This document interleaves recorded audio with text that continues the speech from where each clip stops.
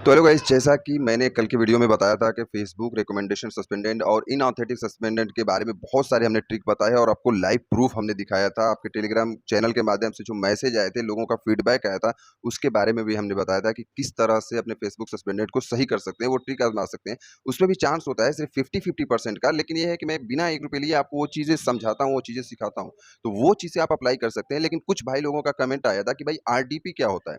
तो आरडीपी से कैसे हम अपने फेसबुक सस्पेंडेड यानी आपके फेसबुक पेज पर किसी तरह का कोई इशू हो, कोई भी प्रॉब्लम हो, अगर वो इंडिया में है और वो सही नहीं हो रहा है, तो आरडीपी के माध्यम से कैसे आप सही कर सकते हैं और आरडीपी होता क्या है, उसको कैसे यूज़ करना पड़ता है, उसमें कितना खर्चा आता है, वो सारी चीज़ डिटेल में आपको मैं बताऊँगा। हालाँकि आपको पता है कि मैं किसी रिलेटिव को लेकर अभी वाराणसी हॉस्पिटल में आया हूँ, अपने स्टूडियो में नहीं हूँ, अपने सेटअप पे नहीं हूँ, तो आपको बैकग्राउंड कुछ अलग-सा लग सकता है। खैर इसको जाने दीजिए, सिर्फ़ हम काम की बात करते हैं, ठीक है? तो उससे पहले भाई अगर आप चैनल पे नए हैं, तो पहले चैनल को आप सब्सक्राइब कर लीजिए, ठीक है? और टेलीग्राम चैनल ज़रूर जॉइन करिएगा क्योंकि वहाँ पर जो है हम पर्सनली आपसे बात करते हैं। तो टेलीग्राम चैनल का लिंक जो है हमारे चैनल के अबाउट सेक्शन में आपको मिल जाएगा। वहाँ पर जो है हम आपको पर्सनली आपको हेल्प भी करते हैं, जिस तरह का भी इश्यू हो और जो जिन लोगों ने हेल्प लिया होगा उनको पता होगा। बिना ₹1 लिए मैं आपको हर फेसबुक रिलेटेड या यूट्यूब रिलेटेड कोई भी क्वेश्चन हो उसका जवाब देता हूँ और उसको सटीक जानकारी देता हूँ, बिना किसी कॉपीराइट इश्यू के, ठीक है? तो अभी चलिए वीडियो को हम स्टार्ट करते हैं और अब बताते हैं कि एक्चुअली आरडीपी है क्या और आरडीपी से पेज को सही कैसे किया जाता है। तो दोस्तों एक बात और, ये आरडीपी वाला यूज़ जो है आप अपने रिस्क पर करना, क्योंकि जो है ये बहुत ही ज़्यादा रिस्की है। अगर फेसबुक ने पकड़ लिया तो हमेशा हमेशा के लिए आपके फेसबुक प्रोफाइल और पेज दोनों को उड़ा देगा।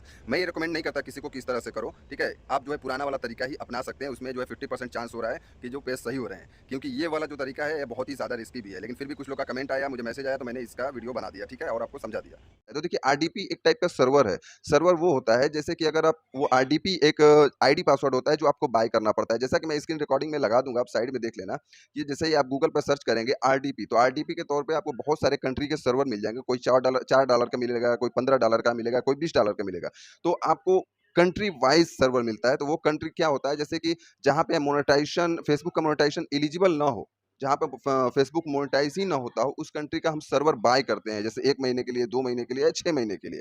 फिर क्या करते हैं कि अगर आपके पास मोबाइल है तो उसपे नहीं आप कर सकते, बहुत मुश्किल होता है। लेकिन अगर आपके पास लैपटॉप है, कंप्यूटर है, तो लैपटॉप और कंप्यूटर पे जाके जो है आरडीपी पहले आप बाय करेंगे ना, तो उसमें आपको एक आईडी मिलेगा और उसमें एक पासवर्ड मिलेगा। उस पासवर्ड को करना क्या है, जैसा कि मैंने आपको स्क्रीन रिकॉर्डिंग में दिखाया होगा, उसमें उस पासवर्ड को बाय कर लेना 1 महीने, 2 महीने के लिए। फिर उसके बाद आप जो है लैपटॉप में जाके एक दूसरा डेस्कटॉप साइड में जो है क्रोम ओपन कर लीजिए। क्रोम ओपन करने के बाद उसको लॉगिन कर लीजिए। जब वो लॉगिन करेंगे तो आपका लोकेशन जो है ना, उस कंट्री में सेट हो जाएगा जिस कंट्री का आप आईपी बाय किए हैं, यानी आरडीपी बाय किए हैं। फिर उसमें क्या करते हैं कि उसमें जो है आप एक फेसबुक का प्रोफाइल बनाते हैं। फेसबुक का प्रोफाइल बनाने के बाद जो आपका पेज डिमोनेटाइज़ हुआ है, जो सस्पेंड हुआ है, उस फेसबुक पेज को उस आईडी पर एडमिन बनाते हैं। एडमिन बनाने के बाद होता क्या है कि जब वो कंट्री रिस्ट्रिक्शन वाला होता है, चूँकि वहाँ पर उस कंट्री में जो है फेसबुक मोनेटाइज़ होता ही नहीं है, तो आपके पेज पर एक और इश्यू लगता है नॉट एलिजिबल का। नॉट एलिजिबल यानी कि वहाँ उस जगह पे आपका मोनेटाइजेशन नॉट एलिजिबल है।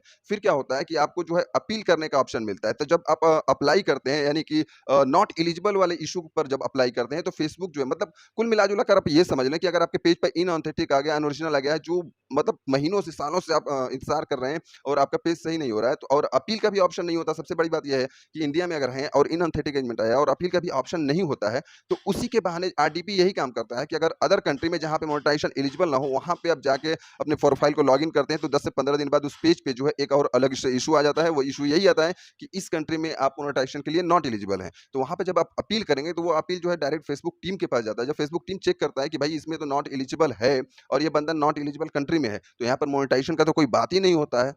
जब बात ही नहीं होता है, तो वो चेक करता है। लेकिन एक चीज़ ध्यान वाली बात है, जैसे ही उस कंट्री में जो है ना, वो आपका शो होने लगे, उस टाइम उसके बाद क्या करा जाता है कि उस प्रोफ़ाइल को बंद कर दिया जाता है। यानी जो पुराने वाले प्रोफ़ाइल पे जो प्रोफ़ाइल था, जो आपका इंडिया वाला, उसमें उस पेज को ले लिया जाता है एक्सेस। वो कब लिया जाता है, जब पेज जब दूसरे कंट्री में आरडीपी वाले में जब ट्रांसफ़र कर लेते हैं, तो उस कंट्री में जब वो इश्यू आ जाता है नॉट एलिजिबल वाला, जैसे ही इश्यू आएगा ना, तो उस अपने पेज को जो है पुराने वाले प्रोफ़ाइल पे पहले एडमिन एक्सेस ले लेना है। फिर उसके बाद अपील का जब ऑप्शन आ जाएगा, क्योंकि नॉट एलिजिबल वाला एक इश्यू अलग से आएगा, वहाँ पर जब अपील करेंगे आप और फेसबुक फिर चेक करता है, तो बोलता है अरे यार, इसमें तो इश्यू दिखा रहा है नॉट एलिजिबल का, चूंकि इंडिया में तो एलिजिबल है मोनेटाइजेशन।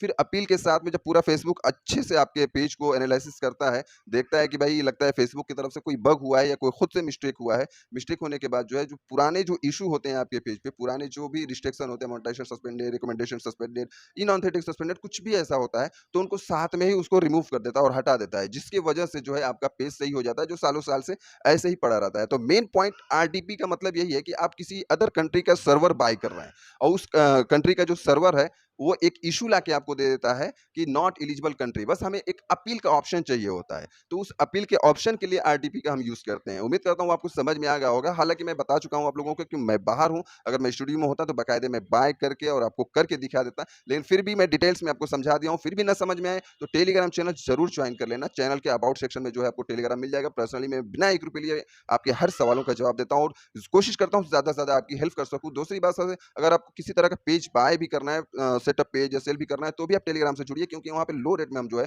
फेसबुक पेज जो है आपको प्रोवाइड करवाते हैं, जिससे आप अच्छे से जो है सेटअप करके और अर्निंग स्टार्ट कर सकते हैं। मिलते हैं अगली वीडियो में, तब तक के लिए धन्यवाद।